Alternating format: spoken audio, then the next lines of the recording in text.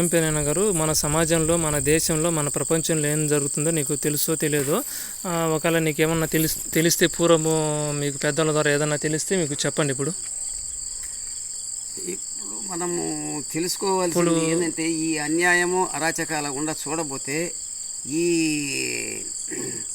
ఈ పోలీసు కానీ ఏ వ్యవస్థను చూసినా కూడా హంతకుల మాదిరి తయారైంది. కానీ సరైన నిజంగా చేసేటువంటి రక్షకులు అని అన్నరే కానీ భక్షకులుగా తయారైనారన్నది ఈ పెద్దలు చెప్తున్నటువంటి ఆనవాయితీగా ఇప్పుడు మాకు తెలియక కూడా ఇప్పుడు మాకు అర్థమవుతుందని మేము ఈ ఆలోచనతో మీ ముందు మాట్లాడుతున్నాం. మరి ఇది ఎలా అన్నదాన్ని దీని మీద మేము ఆలోచిస్తున్నాము.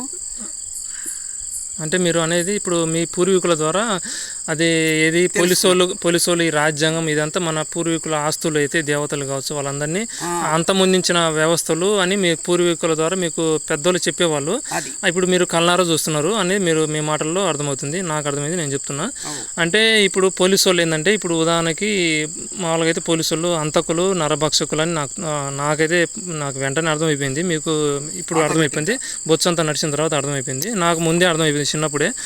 ఇంకా కాబట్టి ఇటువంటి టెర్రరిస్టులు వీళ్ళు ఉన్నారని కూడా నాకు తెలియదు. మధ్యలో ఎప్పుడైతే 22 సంవత్సరాలు అట్లా వయసులో ఎప్పుడైతే తెలియవచ్చిందో అప్పుడు వీళ్ళ మీద నిఘా పెట్టడం జరిగింది. వీళ్ళు పూర్తిగా నేను వెంటనే అర్థం చేసుకున్నది ఏంటంటే వీళ్ళే తీవ్రవాదులని నాకు అర్థమైపోయింది. అలాగే ఇండియన్ ఆర్మీ మీద కూడా దృష్టి పెడితే అది కూడా ఉగ్రవాద సంస్థ అని నాకు అర్థమైపోయింది. ఇప్పుడు ప్రస్తుతానికి పోలీసు వాళ్ళు ఏం చేస్తున్నారంటే మందు తాగమంటారు.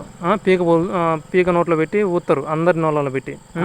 వాడికి ఏం రోగం ఉందో వీడికి తెలియదు, వీడికి పోయే రోగం ఉందో నోళ్ళలో పెట్టి ఇంకా లేని రోగాలన్నీ అందరికీ అంటియడానికి ఇది ఒకటి. మళ్ళీ ఆసుపత్రులు పెంచడానికి సంఖ్య. ఇప్పుడు నోళ్ళలో పోయినప్పుడు అంటు రోగాలు ఉంటాయి కదా, ఇప్పుడు జనాల్లో అంటు రోగాలు ఉంటాయి. పొరపాటున ఒకరి నుంచి ఒకరికి రావడానికి కూడా అవకాశం ఉంటుందిగా. పీకను ఈ నోట్లో తీసి ఆ నోట్లో తీసి పెట్టినప్పుడు ఇవన్నీ వైరస్ సరైన పద్ధతిగా తెలుస్తుంది మనకు, ఇక్కడనే అర్థమైపోతుంది. వీళ్ళు రోగాలను జనాలకి అంటించడానికి ఇది ఒక అంటు రోగం మాదిరి. వీడు మద్యపానము అంటాడు ఇప్పుడు హోంశాఖ గాడు.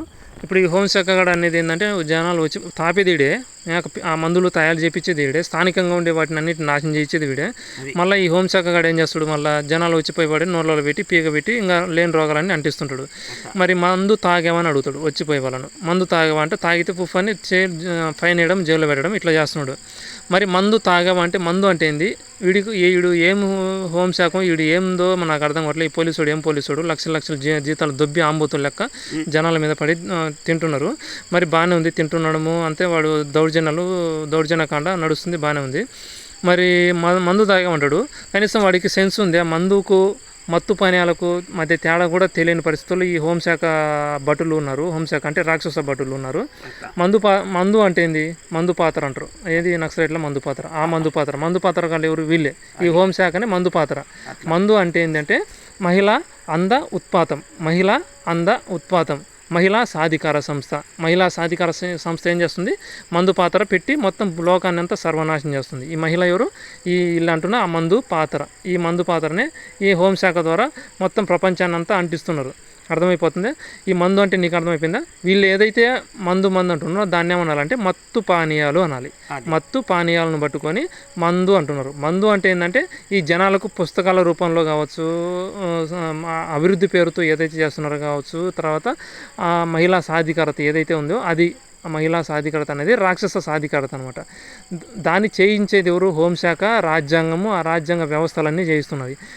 మందు తాగింది పీకల దాకా హోంశాఖ, పీకల దాకా మందు అంటే మహిళా అంధ ఉత్పాతాన్ని పీకల దాకా తాగి జనాలకందరికీ రెచ్చగొట్టి తాపుతూ మైకంలో దించి భూమిని అంతా సర్వనాశనం చేసేది టెర్రరిస్టుల హోంశాఖ.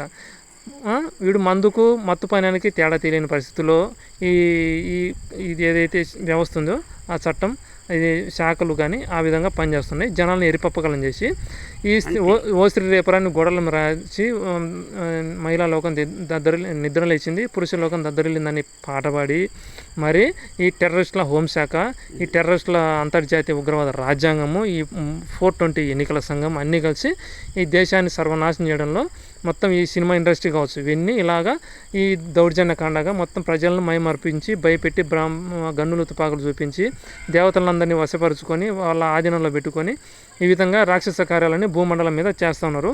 అక్రమంగా భూగ్రహం మీద చొరబడ్డమే కాకుండా ఇక్కడ ఉండే స్థానికులను భయపెడుతూ గ్రామాల్లోకి వీళ్ళేందో ద్వారపాలకుల లెక్క, ఇప్పుడు గంగంపల్లె దగ్గర ఆడేది అక్కడ ద్వారపాల లెక్కల వీళ్ళు మందు తాగమని నోర్ల దగ్గరకు వచ్చి పీక ఊత్తా ఉన్నారు. అంటే వీళ్ళందరూ రక్షక భటులు అన్నట్టు.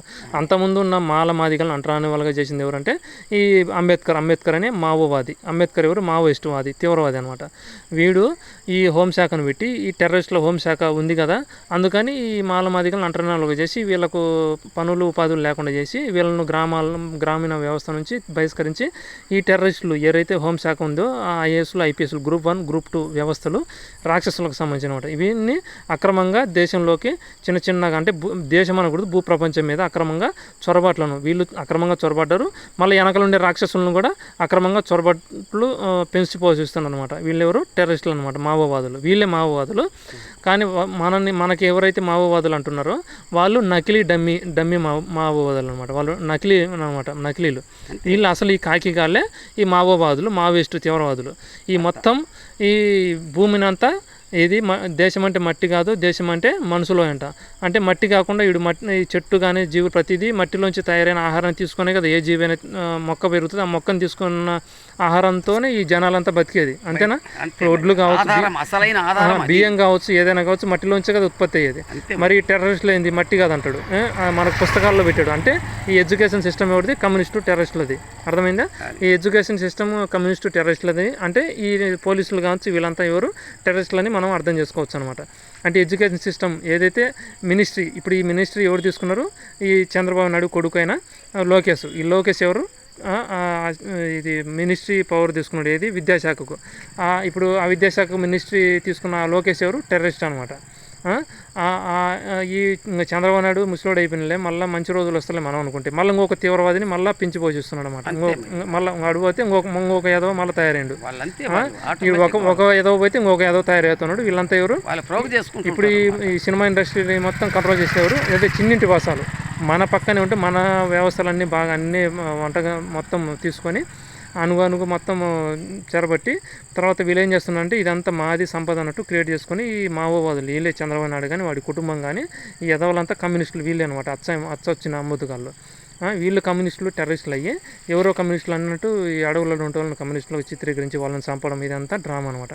అసలు మా తిరుపతిలో కాండ కావచ్చు, ఈ చంద్రబాబు నాయుడు చేసుకున్న వాళ్ళు సినిమా డ్రామా అనమాట. ఇట్లాంటివన్నీ మన మధ్యలో జరుగుతున్నాయి. అర్థమైపోయిందా? దీన్ని నువ్వు ఖండిస్తావు ఏంది?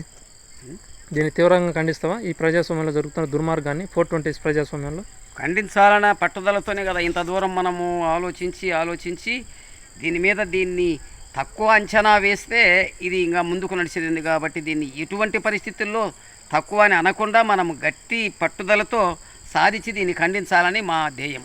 ఇప్పుడు ఈ టీడీపీ ఉంది, ఇప్పుడు స్థానికంగా ఉండే ఎమ్మెల్యే కావచ్చు వీళ్ళంతా, అంటే ఇప్పటి నుంచి కాదు మొదటి నుంచి ఉన్న ఎమ్మెల్యేలు మొత్తం అంతర్జాతీయ ఉగ్రవాదుల ఆదేశాలకు లోబడి పనిచేస్తుంటారు అనమాట. ఇప్పుడు ఏదో ముత్తుమల్లి అశోక్ రెడ్డి ఏదో నియోజకవర్గం అన్ని రోడ్లు వేయడం ఇదంతా ఈయన చేసిన అనుకుంటాడు. ప్రపంచవ్యాప్తంగా రోడ్లు అన్ని గ్రామాల్లో జరుగుతున్నాయి. ఈయన ఒక్కడు ఓదింది ఏం కాదు, అదంతా మాఫియా కంట్రోల్ నడుస్తుంది. మొన్న ఏదంటే రంగస్వామి గుడి దగ్గర ఏదో ఈయన ఎరగదీసినట్టు పెద్ద వలగబోసినట్టు ఈయన అశోక్ రెడ్డి ఇదంతా చేసినాడు అనుకుంటున్నాడు. కాదు, ఇదంతా మాఫియా, ఇదంతా చేయించేది వీళ్ళు తోలుబొమ్మ లెక్క వాళ్ళు ఆడుకుంటున్నారు. అర్థమైపోయింది? ఇప్పుడు నిజం తెలుసుకోండి. ఈ 420 ఎన్నికల నుంచి